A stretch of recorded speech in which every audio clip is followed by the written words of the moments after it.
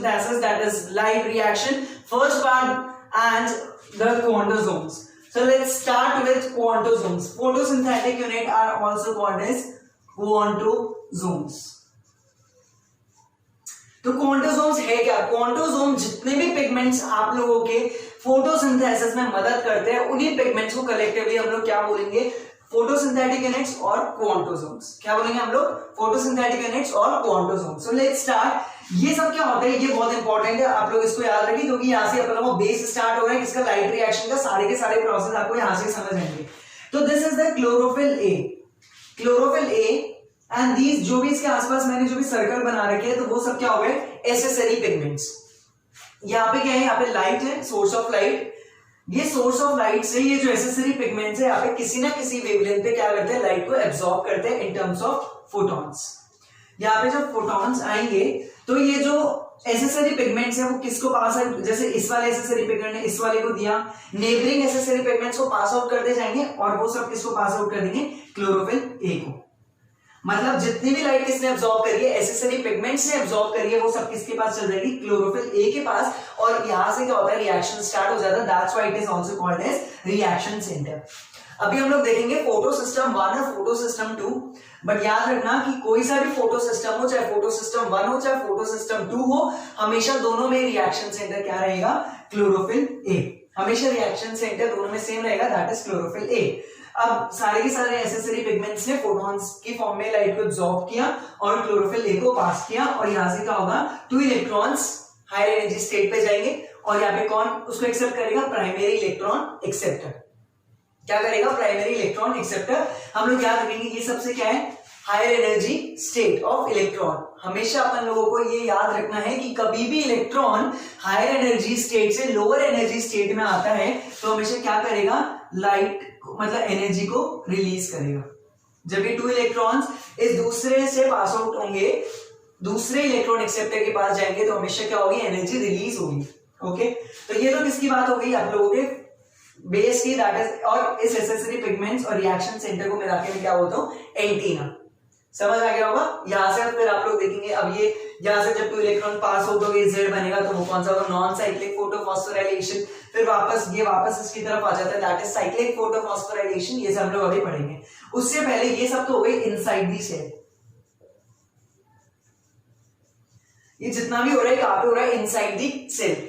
अगर एक्सपेरिमेंट्स के अंदर मुझे किसी चीज को डिटेक्ट करना है तो मैं क्या करता हूं? ये हो गया आपका क्लोरोफिल ए. और क्लोरोफिल ए के आसपास कोई भी एसेसरी पिगमेंट्स नहीं है, इसके ऊपर डायरेक्ट क्या जा रही है? लाइट जा रही है. मींस यहाँ पे एब्सॉर्ब अपन किसको करवा रहे हैं? Light directly to the chlorophyll A. और यहां से क्या करेगा?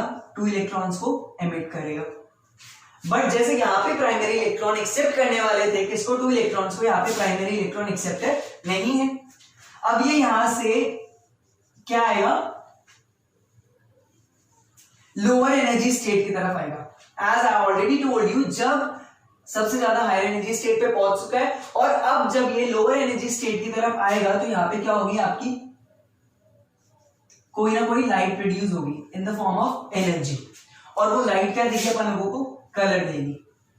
क्या देगी? कलर देगी. तो इस पूरे प्रोसेस को I will say fluorescence. Why fluorescence? क्योंकि यहाँ पे लाइट की वजह से मैं क्या कर रहा हूं? डिटेक्ट कर रहा हूं किसी चीज को. That is only in the experimental case, किसी चीज को डिटेक्ट करने के लिए. So this is the fluorescence and this one is the case where it is inside the cell.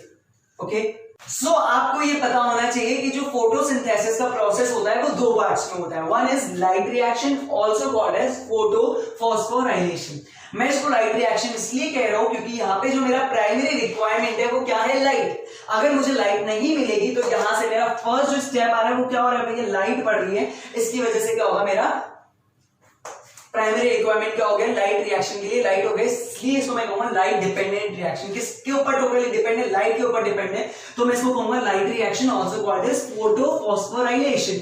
Photo means light, और फॉस्फोराइलेशन जब आप लोग देखेंगे इस प्रोसेस को तो यहाँ पे क्या हो रही है, एटीपी प्रोड्यूस हो रही है, that's why it is also called है फोटो फॉस्फोराइलेशन। और जो दूसरा प्रोसेस है dark cycle, it is also called as Calvin cycle because it was discovered by Calvin and it is a light independent reaction, क्योंकि जो उसका primary requirement है वो क्या है, लाइट रिएक्शन के products that is ATP and NADPH2। हम लोग डिटेल में डार्क रिएक्शन को आगे बढ़ेंगे। So let's start this. सबसे पहले लाइट यहाँ पे किस पे पड़ेगी, किसकी फॉर्म में, फोटॉन्स की फॉर्म में कौन एब्सॉर्ब करेगा, एसेसरी पिगमेंट्स। एसेसरी पिगमेंट्स किसको देंगे, क्लोरोफिल ए को। बट रिमेंबर यहाँ पे कौन सा होगा, सबसे पहले फोटो सिस्टम 2, और फोटो सिस्टम 2 हमेशा किस वेवलेंथ की लाइट को एब्सॉर्ब करता है, 680 नैनोमीटर की।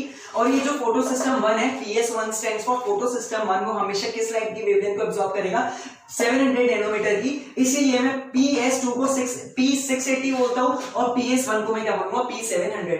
It's very important. आगे मैं यही यूज करूंगा, PS1 and PS2.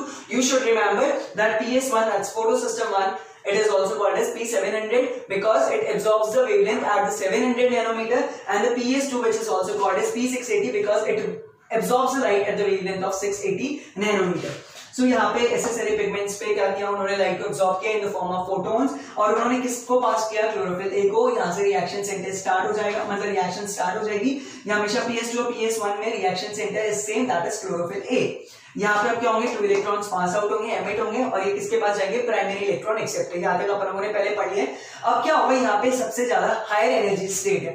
अपन लोगों ने केमिस्ट्री में 8th या 9th क्लास में पढ़ा हुआ है कि जब इलेक्ट्रॉन्स हायर एनर्जी स्टेट से लोअर एनर्जी स्टेट की तरफ आते हैं तो हमेशा क्या होता है, एनर्जी रिलीज होती है। एनर्जी क्या होगी, release, that is an exothermic process. Means हम लोग यहाँ पे क्या होगी, एनर्जी रिलीज होगी, और यहाँ पे 2 इलेक्ट्रॉन सबसे पहले किसके पास जाएंगे, plastoquinone, PQ stands for plastoquinone.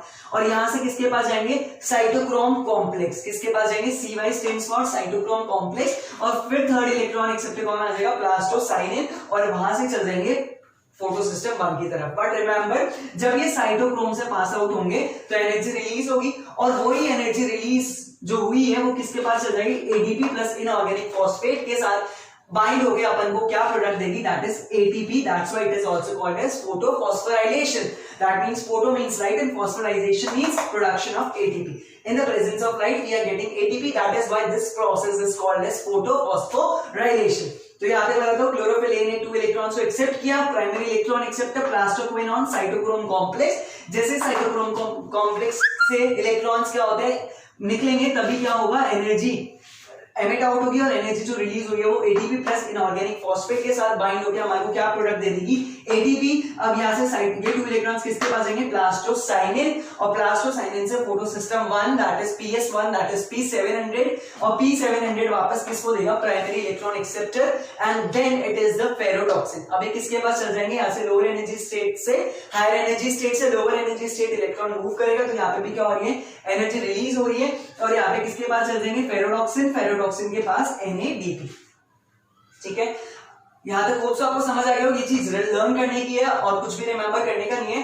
But अब अपन को याद रखना है कि यहां से जब इलेक्ट्रॉन जाते रहेंगे तो यहाँ पे इलेक्ट्रॉन्स की क्या होगी, डेफिशिएंसी ना हो जाए। मींस जब यहां से लाइट आई, ये वाला क्या हो गया, 2 इलेक्ट्रॉन्स एमिट हुए, तो यहाँ पे डेफिशिएंसी नहीं हो जाए, इसकी वजह से क्या होता है, फोटोलिसिस ऑफ वाटर। क्या होता है, फोटोलिसिस ऑफ वाटर। बहुत इंपॉर्टेंट पॉइंट है, बहुत अच्छे खासे क्वेश्चंस पूछे जाते हैं इसके ऊपर, प्लीज ध्यान रखिएगा। यहाँ पे क्या हो रहा है, फोटोलिसिस मतलब ब्रेकडाउन ऑफ वाटर, और ये किसमें कन्वर्ट हो रहा है, 2H plus 2 electrons plus oxygen. Oxygen यहाँ पे क्या है, बाय प्रोडक्ट है। और अपन लोगों ने पहले भी एक साइंटिस्ट ने बताया कि जो ऑक्सीजन जो रिलीज होता है फोटोसिंथेसिस में वो किसकी वजह से होता है, H2O सोर्स है। तो यहाँ से भी अपन को पता चल जाता है कि जो फोटोलिसिस हो रहा है वो 2H plus 2 electrons plus oxygen is a by product, और जो 2 इलेक्ट्रॉन्स जाते रहेंगे इसके पास, और ये यहाँ से मूव आउट करते रहेंगे। One most important thing you should remember that जो फोटोलिसिस ऑफ वाटर हो रहा है वो कौन से फोटो सिस्टम की वजह से हो रहा है, कौन सा फोटो सिस्टम एसोसिएटेड है PS2। क्या है, PS2। जब आप लोग अभी साइक्लिक फोटोफॉस्फोराइलेशन पढ़ेंगे तो आप लोग देखेंगे उसमें से PS1 है, बट यहाँ पे फोटोलिसिस नहीं होता। That means only PS2 is associated with photolysis of water. ये वाला क्वेश्चन नीट में बहुत बार पूछा जा चुका है। अब यहाँ पे क्या होगा, 2 इलेक्ट्रॉन जा रहे हैं। अब जो 2H प्लस है, 2H प्लस जाते हैं इस NADP के पास, ठीक है, NADP के पास, और यहाँ पे कौन सा एंजाइम, NADP रिडक्टेज एंजाइम। कौन सा मदद करता है? NADP reductase enzyme. ये 2 इलेक्ट्रॉन्स इसके पास जाएंगे तो ये NADP क्या हो जाएगा? रिड्यूस हो जाएगा, और ये NADP रिडक्टेज एंजाइम की मदद से इसमें क्या हो जाएगा? NADPH2. So your byproducts of the light reactions are one is ATP and one is NADPH2, और इन्हीं दो प्रोडक्ट्स की वजह से आप लोगों का क्या स्टार्ट होगा? डार्क रिएक्शन स्टार्ट होगा। अब जैसे कि अपन लोग देख रहे हैं ये क्या है? वैसे N है, बट साइंटिस्ट ने इसको ऑब्जर्व किया और इसको नाम दिया क्या? Z scheme. ये कौन सा है? Z। होप सो समझ आ गया होगा, यहाँ तक कोई प्रॉब्लम नहीं होनी चाहिए, ये अच्छी तरह आप लोग डिटेल में पढ़ेंगे। अब हमेशा याद रखना ये क्या है? थाइलेकॉइड। ये क्या है? थाइलेकॉइड। ये थाइलेकॉइड की क्या है? Inner membrane. क्या है ये? Inner membrane, and this one is outer membrane. ये आपकी इनर मेम्ब्रेन हो गई और ये क्या हो गई? आपकी आउटर मेम्ब्रेन। और ये जो नॉन साइक्लिक फोटोफॉस्फोराइलेशन होता है वो किस में होता है? हमेशा इन द थाइलेकॉइड। याद रखना कहां पे होता है? हमेशा इन थाइलेकॉइड। नाउ मोस्ट इंपॉर्टेंट, ये जो फोटोलिसिस कॉम्प्लेक्स है वो कहां पे प्रेजेंट होता है? Photolysis complex is present in inner membrane. Yes, we have completed a first step of the light reaction, that is non-cyclic photophosphorylation. अब अब कौन सा आएगा? आपका cyclic photophosphorylation होगा, जो क्या होगा? Second step of light reaction. क्या होगा? Second step of light reaction. तो लाइट रिएक्शन कितने पार्ट में होती है? 2 पार्ट में होती है। One is cyclic photophosphorylation and another one is non cyclic photophosphorylation. कल जैसे ही मैं साइक्लिक कंप्लीट करूंगा उसके बाद मैं जस्ट स्टार्ट करूंगा आप लोगों का dark cycle, that is dark reaction, also called as Kelvin cycle, also called as C3 cycle। तो तब तक जितने ही मेरे वीडियोस है प्लीज अच्छी तरह देखिए, अच्छी तरह रिवाइज कीजिए, एनसीईआरटी को रिवाइज कीजिए। Okay, NCERT the bible for NEET. Okay, so stay tuned, stay happy and bye bye. Revise जरूर करके आना नेक्स्ट वीडियो में पक्का।